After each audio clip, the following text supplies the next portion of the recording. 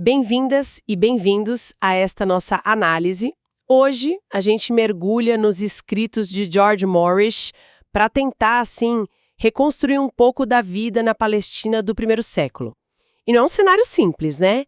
É mais como uma tapeçaria bem complexa. Ali se misturavam a fé judaica muito forte, a realidade dura da ocupação romana e aquela esperança intensa por uma intervenção divina. Exatamente. A ideia aqui é ir além do que a gente já conhece, sabe?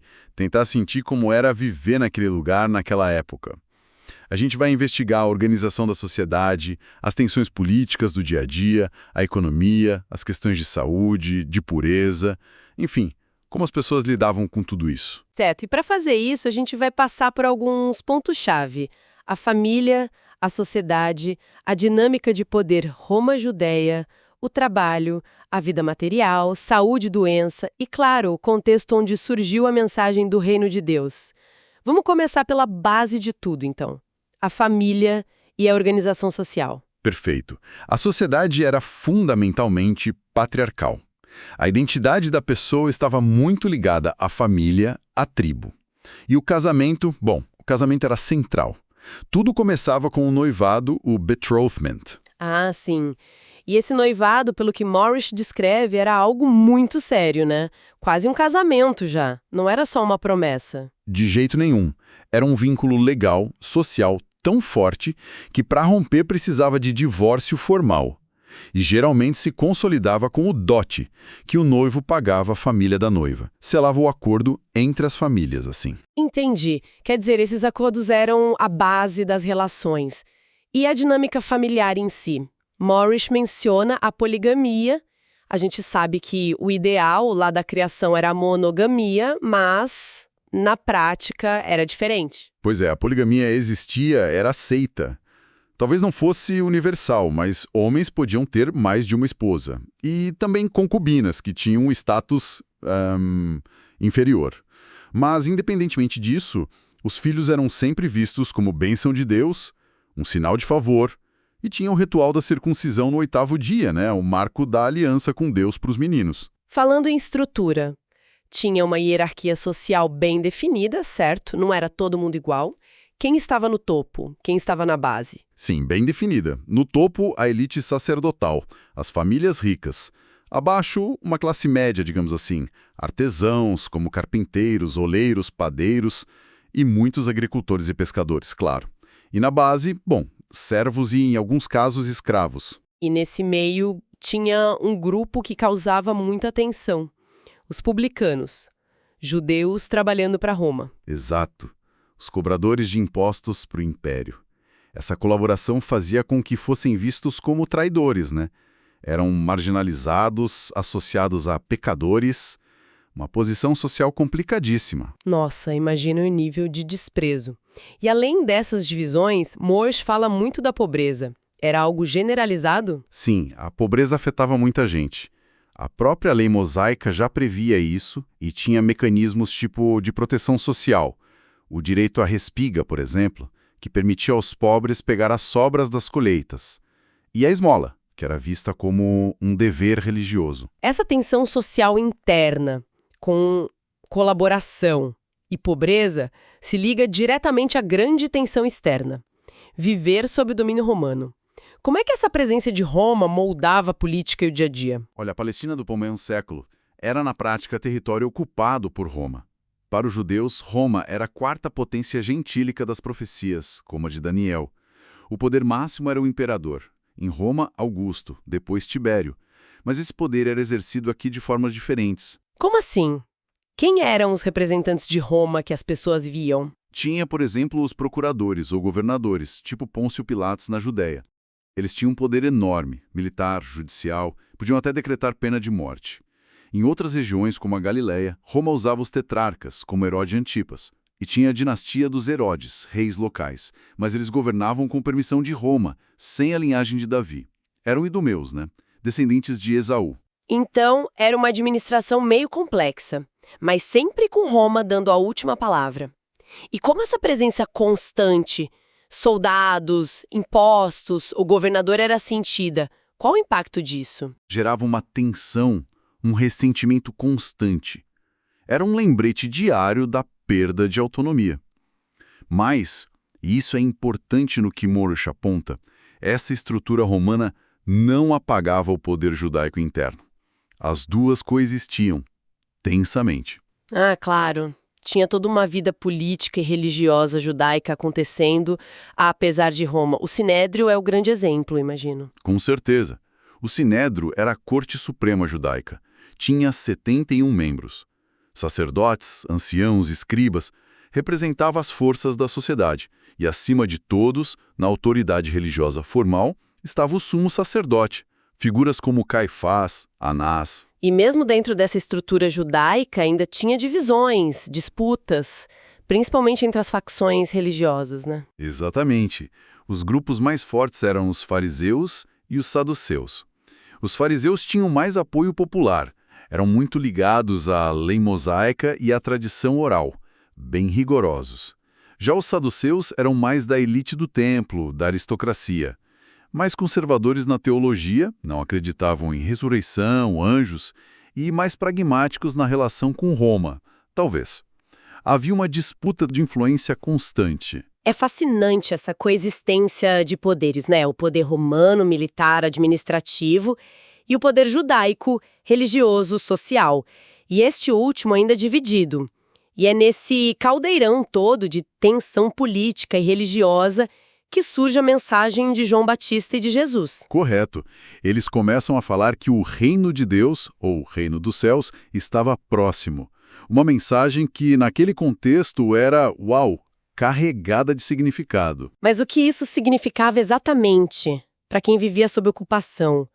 Ouvir sobre um reino. A expectativa não seria libertação política, uma revolta contra Roma, restaurar o reino de Davi? Essa era, com certeza, a esperança de muitos. Mas a interpretação que Morris traz das fontes é que o reino anunciado por Jesus não era, assim, um projeto político imediato, terreno. Era apresentado como um domínio espiritual de Deus, que se estabelecia no coração, na vida, de quem se voltava para ele pelo novo nascimento, uma transformação interna. Então a mensagem principal não era sobre tomar o poder em Jerusalém ou desafiar César ali naquele momento. Não nesse sentido militar, político. Segundo essa leitura, enquanto Cristo está ausente fisicamente, o reino se manifesta de forma misteriosa na comunidade dos que creem. Paulo descreve como justiça, paz e alegria no Espírito Santo. A manifestação plena em poder visível, governando o mundo, isso seria algo futuro, ligado à volta de Cristo. Isso muda a perspectiva, né? No meio da opressão romana, das disputas internas, essa mensagem oferecia um outro tipo de soberania, uma esperança mais espiritual, moral, e não de mudança política imediata. Que ideia radical para a época. Sem dúvida. Era uma redefinição do que era reino, do que era libertação. Desafiava as expectativas. E toda essa complexidade política e religiosa acontecia enquanto o povo precisava, claro, sobreviver. Como era a luta pelo pão de cada dia? A economia. A base era esmagadoramente agrária. A grande maioria vivia da terra. Agricultores, cultivando cereais, uvas, azeitonas, ou pastores, com ovelhas, cabras. O ritmo da vida era o da natureza, das colheitas. Mas tinha outras profissões além do campo, certo? Morris menciona vários artesãos. Sim, muitos ofícios essenciais. O carpinteiro, profissão de José e de Jesus antes do ministério, era fundamental. Pescadores, muitos, especialmente na Galileia, de onde vieram vários apóstolos, padeiros, curtidores que trabalhavam couro, olheiros, gente que trabalhava com metal, pedra, madeira. Tudo isso fazia parte da economia. E o comércio? Como funcionavam as trocas? A ideia de moeda universal talvez não seja tão direta assim. Embora moedas romanas e locais circulassem, ainda se usava muito pesar metais, como prata, para transações maiores. Balanças eram comuns. Uma moeda que aparece muito é o denário romano, de prata. Valia mais ou menos um dia de trabalho de um lavrador. E tinha a figura importante dos cambistas, né? Principalmente em Jerusalém, nas festas. Os peregrinos chegavam com moedas diferentes e precisavam trocar pela moeda certa para pagar o imposto do templo, o ciclo tírio. Olha só, a economia mostrando o cruzamento do poder romano, com o denário, e das obrigações religiosas com o imposto do templo. Interessante. E a vida doméstica? As casas, como eram? Eram simples na maioria, feitas com material local, pedra bruta, tijolo de adobe, que é barro seco ao sol.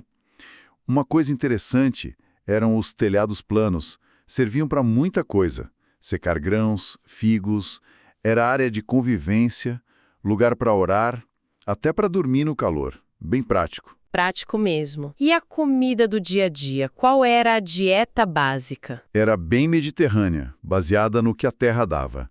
Pão era o principal. O de cevada era mais barato para o povo, o de trigo, mais caro.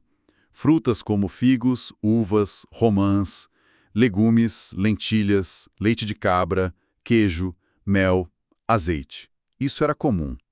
Peixe também era importante, principalmente perto do mar e na Galileia.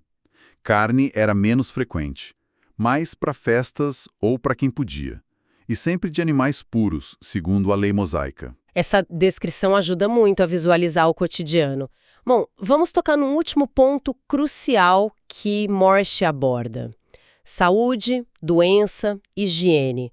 Mas vistas de um jeito bem particular, né? Sim, pela lente da pureza ritual. A nossa ideia de higiene, de germes, contágio físico, não era a preocupação principal ali. O conceito-chave era pureza e impureza cerimonial. Isso tinha implicações religiosas e sociais enormes. Lei mosaica tinha regras detalhadas sobre purificação. Depois de tocar num cadáver, certos fluidos ou ter certas doenças, como as de pele, precisava se purificar. Restaurar a pureza ritual era essencial para participar da vida religiosa da comunidade. E olha que interessante, lavar as mãos antes de comer, que foi um ponto de atrito entre Jesus e os fariseus, era uma tradição dos anciãos para eles. Muito importante, mas não um mandamento direto de Moisés na lei escrita. Isso mostra, de novo, aquela tensão da época, né? O peso da lei escrita contra o peso das tradições orais que foram crescendo e ganhando força. Sem dúvida.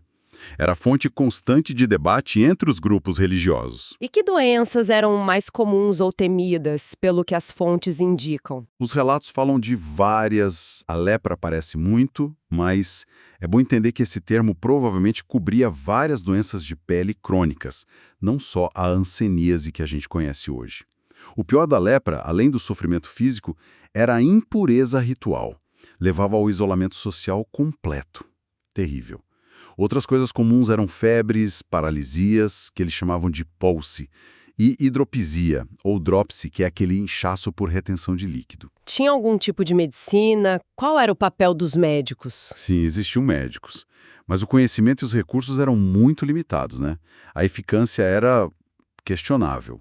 Tem até uma passagem no Antigo Testamento que critica o rei Asa porque, doente, ele buscou os médicos e não a Deus. Isso mostra um pouco a mentalidade. A cura era vista no fundo como algo divino. E essa visão dá um significado ainda maior para os relatos de curas milagrosas de Jesus e dos apóstolos, não é? Precisamente. Num cenário onde a medicina pouco podia fazer contra doenças graves, as curas eram vistas como demonstrações do poder de Deus. Eram sinais fortes. Validavam a mensagem de quem as realizava, contrastando com a limitação da ciência da época. Tentando amarrar tudo isso que a gente explorou, fica claro que viver na Palestina do primeiro século era uma navegação constante e complexa. Era equilibrar as exigências da fé judaica com a pressão da ocupação romana, era lutar para sobreviver numa economia difícil, era lidar com a doença se apoiando muito na fé, na pureza ritual. Um cenário de opressão, de dificuldade, mas, ao mesmo tempo, cheio de uma fé vibrante e uma esperança muito forte. É uma ótima síntese. Entender essa dinâmica toda, a identidade religiosa, a ocupação, a hierarquia social, a economia, as questões de pureza e saúde, a esperança messiânica, ajuda a gente a ler os eventos, os ensinamentos daquele período. Com outros olhos, a gente entende melhor as angústias, as perguntas daquelas pessoas. E para deixar uma reflexão final que sai dessa nossa conversa sobre o mundo que Morris descreve, considerando essa ênfase enorme na pureza ritual, nas leis alimentares que guiavam tanto o dia a dia, de que forma essas práticas, repetidas sempre, podem ter funcionado como uma espécie de resistência cultural? Como elas podem ter ajudado a reforçar a identidade judaica, a manter um senso de comunidade e de diferença no meio de um império tão vasto como o romano? Fica aí a pergunta para a gente pensar.